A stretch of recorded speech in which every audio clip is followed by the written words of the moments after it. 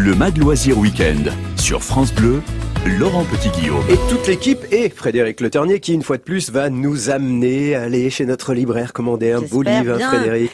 J'avais lu Rivage de la colère en 2020, l'année dernière, au moment de sa sortie en grand format. C'était pendant le confinement et que j'avais adoré ce roman. Donc je suis très contente de pouvoir vous en parler aujourd'hui. Alors, de quoi s'agit-il? D'une fresque, d'un souffle époustouflant. Dans Rivage de la colère, on va traverser les époques avec en toile de fond une histoire d'amour déchirante. Mais alors, reprenons depuis le début. Tout se passe sur une île au large de l'océan Indien, une île que personne ne connaît, les Chagos. En fait, c'est un archipel rattaché à l'île Maurice. Alors, nous sommes en 1967 et nous rencontrons Marie-Pierre Ladouceur qui réside dans la ville de Diego Garcia. Elle y vit très libre, sans entrave, avec toute la fougue de sa jeunesse. Mais une rencontre va être déterminante, celle avec Gabriel. C'est un métis mauricien qui est venu seconder l'administrateur local.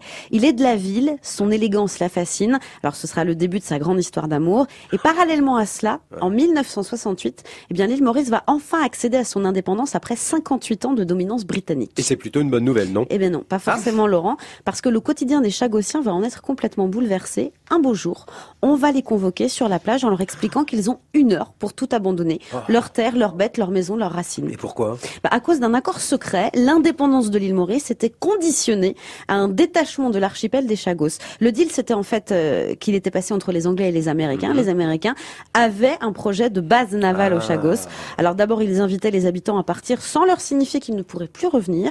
Dans un deuxième temps, ils les ont poussés à partir en n'acheminant plus les denrées alimentaires.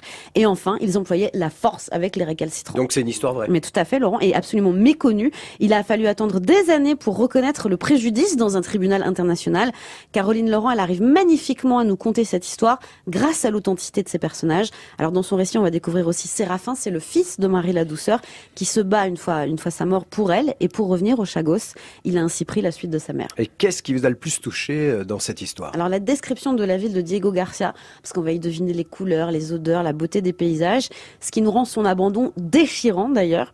Et puis aussi l'histoire d'amour entre Marie-Pierre et Gabriel, je vous le disais, qui est parfois d'une simplicité magnifique et parfois elle est tempétueuse comme la mer qui les entoure. Je suis une romantique que voulez-vous. Ouais. Alors en fait on passe par toutes les émotions dans ce récit qui a été récompensé d'ailleurs par le prix Maison de la Presse.